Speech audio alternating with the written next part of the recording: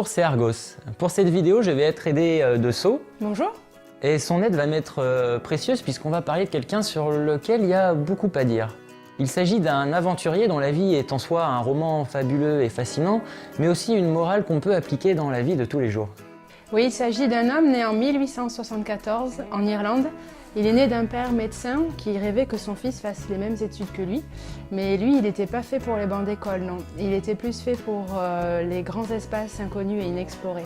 Et c'est donc pour ça qu'en 1890, alors qu'il n'a que 16 ans, il laisse tout tomber pour s'engager dans la marine civile. Et c'est là que va réellement démarrer sa carrière d'aventurier. Et il va surtout vivre des péripéties qui vont faire de lui un exemple, puisque beaucoup d'historiens encore aujourd'hui le considèrent comme l'un des plus grands leaders civils du XXe siècle quand même, hein, rien que ça. Oui, vous pourrez juger par vous-même qu'il mérite amplement ce qualificatif. Hélas, il est peu connu, alors qu'il devrait être un exemple pour tous dans les relations que l'on a avec les autres, et en particulier dans le milieu professionnel.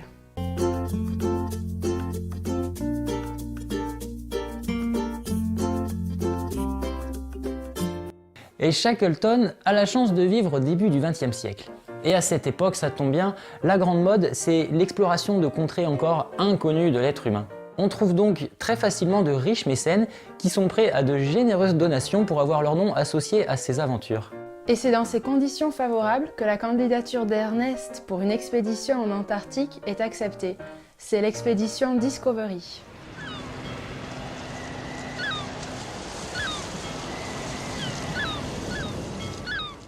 L'expédition est commandée par Robert Falcon Scott, un autre nom indissociable de la conquête du pôle Sud puisqu'il y perdra la vie lors d'une expédition ultérieure avec toute son équipe, à l'âge de 43 ans en 1912.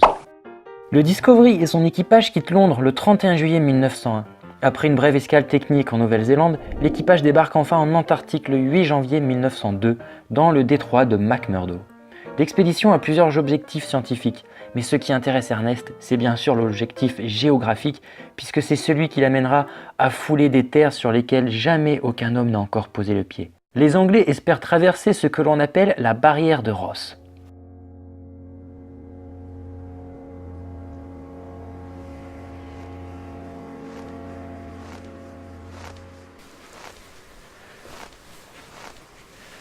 Oh, on se les pèle là, So, il fait combien? Alors, à peu près moins 32 degrés.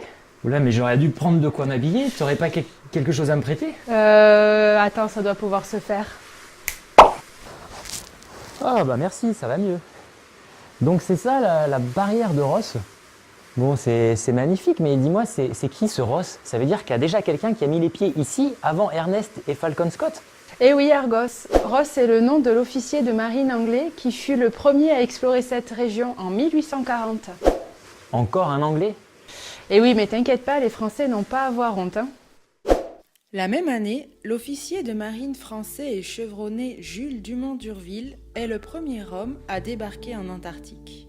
Avec ces hommes, il plante le drapeau français dans une région qu'il décide de baptiser la terre Adélie, en hommage à sa femme Adèle.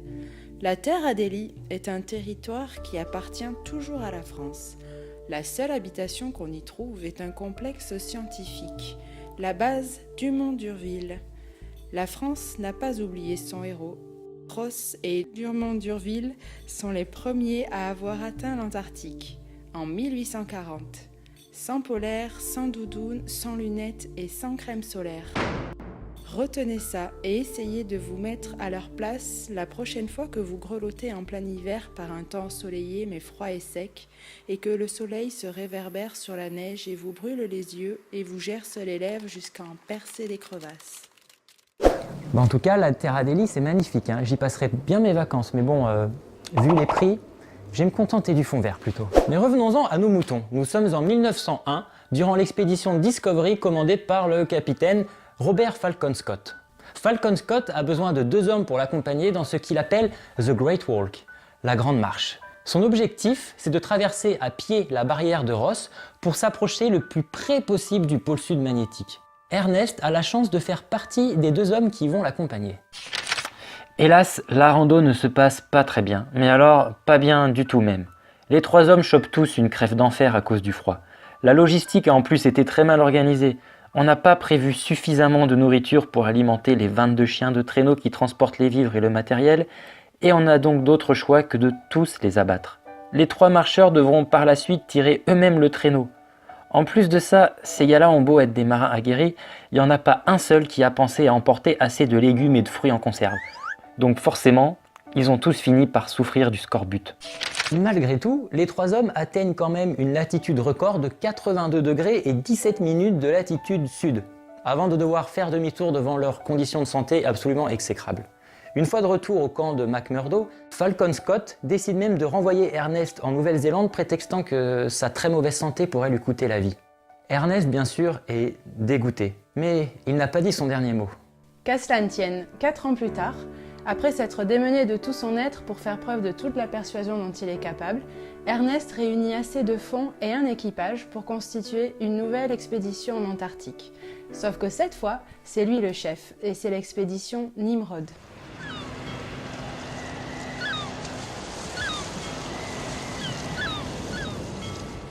En août 1907, Ernest quitte les eaux britanniques à bord du Nimrod, accompagné d'une petite dizaine de scientifiques et de marins. Le but ultime pour Shackleton est de s'approcher le plus près possible de l'emplacement du pôle sud magnétique. Mais cette fois, hors de question de reproduire les mêmes erreurs que l'expédition Discovery. Non, non, non. Il va emporter les chiens de traîneau adéquats et apprendre à s'en servir par la même occasion. Les hommes de Shackleton vont durement cravacher et ils vont être les premiers à atteindre ce que l'on appelle le plateau antarctique. Le plateau antarctique est une région qui entoure le pôle sud magnétique dans un rayon de quelques centaines de kilomètres. De par sa position géographique et son altitude de plus de 3000 mètres, c'est le lieu le plus froid sur Terre. Aucune espèce vivante ne peut y survivre. L'équipe de Shackleton y arrive pourtant à la latitude record de 88 degrés et 23 minutes, soit à seulement 180 km du pôle magnétique. C'est à peu près l'équivalent de la distance Clermont-Ferrand-Lyon, 1h45 par l'autoroute.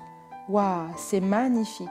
Imaginez comme ils sont rares, ceux qui auront pu s'émerveiller de leurs propres yeux et apprécier par eux-mêmes cette atmosphère froide et ce paysage vierge de toute créature vivante.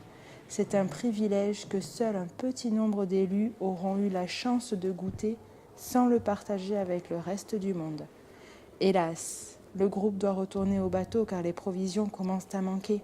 En 1909, cette belle équipée sauvage retourne en Angleterre.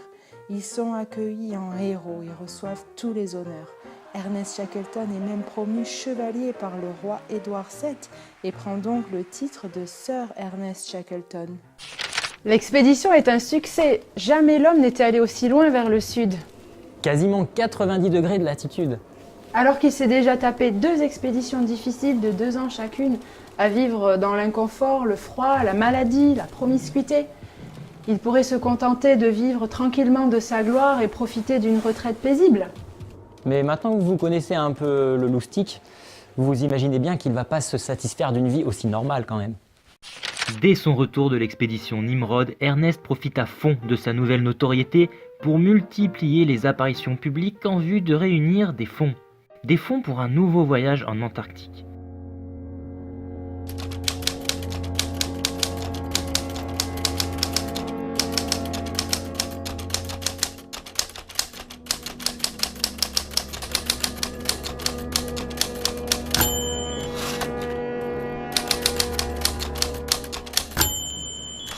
Sa nouvelle lubie maintenant, c'est de traverser tout l'Antarctique, de côte à côte, en passant pile poil sur le pôle sud magnétique. Cette fois, il organise lui-même sa propre expédition, et il la surnomme Endurance. L'expédition Endurance. Là, on arrive à un point crucial de la vidéo. Parce qu'en réalité, tout ce que je vous ai raconté sur Ernest Shackleton jusqu'à maintenant, c'était plus pour vous présenter un peu le personnage. Parce que l'expédition Endurance, c'est elle qui a fait la notoriété de Ernest Shackleton. C'est elle qui a fait de lui le grand leader civil qu'il est devenu.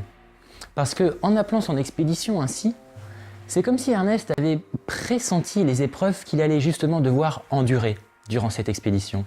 Alors que tout semblait perdu pour lui et les 26 hommes qui l'accompagnaient, il a su faire preuve d'un héroïsme et d'un courage rares et a ainsi sauvé la vie de tout un groupe pour lequel une mort atroce était devenue la seule issue.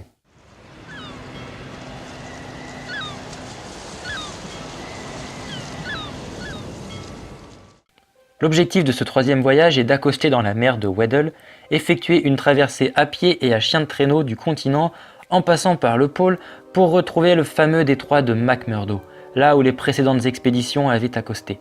Ça fait quand même 2900 km de périple. Sur la route maritime qui les mène jusque dans la mer de Weddell, l'équipage fait une escale sur l'île de Géorgie du Sud. Une colonie britannique où l'activité économique tourne autour de la chasse à la baleine. Une île pas du tout accueillante. Pour vous planter le décor, vous pourrez bénéficier d'un ensoleillement maximum de 6 heures par jour et une température moyenne de 6,5 degrés pendant l'été austral. L'équipe de l'Endurance arrive dans la mer de Weddell en janvier 1915. Les conditions climatiques se gâtent et l'Endurance se retrouve bloquée dans la glace. Les hommes ne peuvent rien faire d'autre que d'attendre que la glace fonde. Pendant ce temps, la banquise dérive et entraîne avec elle le navire pris au piège malgré les tentatives désespérées de l'équipage pour le délivrer. Au fur et à mesure des jours, les blocs de glace s'ébranlent, s'entrechoquent et finissent inévitablement par percer le navire de part et d'autre. Ernest déclare que le bateau est perdu, qu'il faut l'abandonner et que toute l'expédition est un échec. Le seul objectif est maintenant le retour en Angleterre. Seuls les vivres et le matériel de camp sont sauvés. Et pour notre plus grand bonheur, tout le matériel photographique qui servira à immortaliser cette folle course pour la survie. Pour naviguer en mer, les hommes ont récupéré sur l'Endurance les canaux de sauvetage. Ils comptent se rendre sur les quelques petites îles alentours situées sur des routes maritimes commerciales et espèrent ainsi qu'un navire marchand leur portera secours. Seulement, tout est gelé. Ils doivent pousser sur la glace les canaux, alourdis par les centaines de kilos de vivres et de matériel de campement qu'ils emmènent avec eux. La glace est en plus loin d'être lisse. Elle est très irrégulière et pleine de monticules escarpés. Les marins ne progressent en moyenne que de 2 km par jour malgré l'aide des chiens de traîneau. Les hommes sont épuisés et démoralisés. Il n'y a encore rien d'autre à faire que d'attendre que la glace fonde. En attendant, les vivres sont rationnés et on se nourrit de viande de phoque, présente en abondance dans les parages. Les chiens doivent également être abattus pour servir de repas.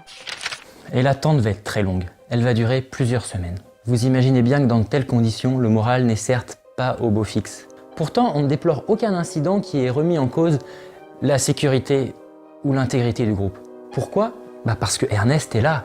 L'un des plus grands leaders civils de notre histoire est là. Il a su conserver dans son groupe la discipline, la cohésion et l'entraide. Tous les témoignages des personnes qui ont côtoyé Ernest s'accordent à dire qu'il est doté de qualités humaines absolument exceptionnelles.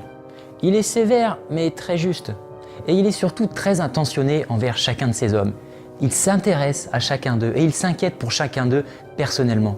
Il a donc toujours été très apprécié des hommes qu'il a eus sous son commandement. Et surtout, Ernest a une très grande force de caractère. Et c'est là que je l'admire vraiment. C'est qu'il sait conserver le sourire et l'optimisme dans absolument toutes les circonstances.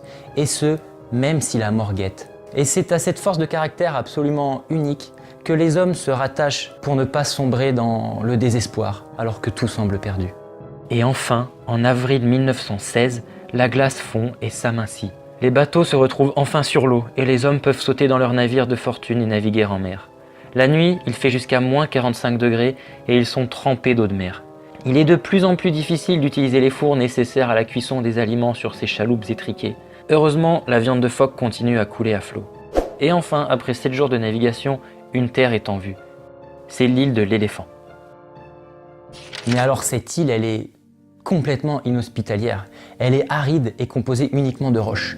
Mais le pire, c'est qu'elle n'est située sur aucune route maritime commerciale. Les chances d'être secouru par un navire marchand qui passerait par là par hasard sont totalement nulles. Mais alors, que peuvent-ils bien faire, ces hommes ? À ce moment-là, on est en avril 1916. L'Endurance s'est échouée en janvier 1915. Ça fait donc plus d'1 an que ces pauvres airs sont incertains de leur destinée. Ça fait plus d'1 an qu'ils souffrent du froid et des maladies qui en découlent, de la malnutrition et de l'épuisement. Ernest comprend qu'il est vital de quitter cette île au plus vite. Mais comment ? Les hommes sont épuisés et les embarcations sont en très mauvais état. Il prend donc une décision. Avec ses hommes, il va rafistoler une embarcation autant que possible. Et avec 5 d'entre eux, il va embarquer en direction de l'île de la Géorgie du Sud. Vous savez, cette île habitée par des chasseurs de baleines. Ernest espère trouver du secours là-bas et revenir plus tard pour sauver le reste de ses hommes sur l'île de l'éléphant. Après 2 semaines de traversée à la rame et en rationnant la nourriture, la Géorgie du Sud est enfin en vue. Les vents peu favorables imposent à l'équipage d'accoster dans une baie à seulement une trentaine de kilomètres de Stromness, la ville la plus proche. Sauf que ces 30 kilomètres qu'ils doivent parcourir à pied nécessitent l'ascension de monts enneigés et de glaciers. Sur les 5 hommes qui accompagnent Ernest, 3 sont épuisés et décident de rester sur la côte pour se reposer. Ernest et ses 2 autres compagnons refusent d'attendre et veulent atteindre la ville la plus proche au plus vite pour sauver leurs compagnons restés sur l'île de l'éléphant. Tous les 3, ils parcourent ces 30 km en bricolant des piolets et des crampons à l'aide de bouts de bois et de clous en seulement 36 heures. 36 heures, c'est un exploit. Même des alpinistes chevronnés auraient du mal à réaliser une telle performance. À Stromness, les baleiniers se montrent prompts à aider Ernest à secourir les 22 naufragés restés sur l'île de l'éléphant. Il lui faudra néanmoins 4 tentatives et 4 mois avant de réussir à atteindre l'île à cause des conditions climatiques défavorables. Malgré quelques engelures, tous les hommes de l'expédition Endurance reviennent sains et saufs. Il faut bien vous rendre compte que c'est un miracle. À cette époque, de telles expéditions sont extrêmement dangereuses et quasiment à chaque fois, des morts ou des blessés graves ont été déplorés. L'expédition Endurance aurait dû logiquement se terminer par la décohésion du groupe et la mort de tous ses membres. Plusieurs fois, les esprits se sont échauffés, les querelles ont mené à des altercations musclées, mais ils ont survécu grâce à leur chef qui a su maintenir dans le groupe une cohésion, une solidarité, une discipline, mais surtout qui fait toujours preuve d'une assurance et d'une bonne humeur sans faille, dans laquelle l'équipe a pu puiser la certitude que tout finirait par s'arranger. C'est ce que nous dit Philippe Brocklehurst, un des membres de l'expédition Nimrod. Il s'est gardé chacun heureux et concentré. Il ajoute que Shackleton a une faculté de traiter chaque membre de son équipe comme s'il était extrêmement précieux pour lui. Ernest Shackleton, c'est le parfait contre-exemple de la théorie du pessimisme de Schopenhauer. Ce philosophe du 19e siècle est le fer de lance de la philosophie pessimiste. Il tenait entre autres pour preuve de la domination du mal sur le bien qu'il suffit d'un seul élément mauvais dans un ensemble de biens pour que tout le bien s'effondre. Et qui n'a jamais vu en effet un esprit de groupe s'écrouler à cause d'une seule personne de mauvaise volonté. Schopenhauer a raison, que ce soit dans le cadre du travail ou en dehors, vous avez forcément connu ces personnes capables à elles seules d'un important pouvoir de nuisance sur un grand nombre d'individus. Mais alors que dire d'Ernest Shackleton, à part qu'il est la preuve que l'inverse est également possible. Cet aventurier a démontré que nous avons aussi la force en nous de surmonter la difficulté apparente des événements et d'emporter dans notre sillage tout un groupe gagné par le désespoir. Voilà ce que m'a appris Ernest. On comprend que Shackleton mérite amplement sa réputation de grand leader civil. Souvenez-vous de lui lorsque vous serez amené à gérer des moments difficiles au sein d'un groupe ou à diriger une équipe. Deviens le meilleur pour l'intrépide. Que ce pire soit notre meilleur, vous voulez bien? Allez Robertson! Allez Robertson! 8 km par jour! 8 km par jour! Et le pire dans tout ça, c'est que à peine ces hommes ont posé leurs valises en Angleterre, qu'ils doivent repartir pour se battre sur différents fronts en France. Eh ben oui, on est en 1916, et comme l'a si bien dit l'amiral Nelson, la couronne attend de chacun de ces hommes qu'il accomplisse son devoir. Au moins, ces gars-là auront eu de sacrées aventures à raconter à leurs petits-enfants. Et malgré tout ce qu'il a déjà vécu, Ernest n'est toujours pas vacciné de ses audacieux voyages au pôle Sud. Il y a des hommes comme ça, dont le sang bouillonne d'un feu qui ne supporte pas le standard d'une vie bien rangée et sans saveur parmi la normalité du quotidien. En 1921, il lève les amarres pour une dernière expédition en direction de ce continent qu'il affectionne tant. Le navire fait encore une fois escale en Géorgie du Sud. Ernest y décédera d'une crise cardiaque. À la demande de sa femme, il est enterré sur l'île. Avec sa mort, s'éteint ce qu'on appelle désormais l'âge héroïque de l'exploration en Antarctique. Une période caractérisée par l'exploration d'un continent totalement inconnu et sans l'aide d'aucune technologie moderne. Et voilà, c'était donc l'histoire d'Ernest Shackleton. J'espère que vous le trouverez tout aussi remarquable que moi je le trouve. Et si vous voulez revoir ça dans une prochaine de mes vidéos, mettez un j'aime, partagez-la et abonnez-vous. Au revoir. Au revoir.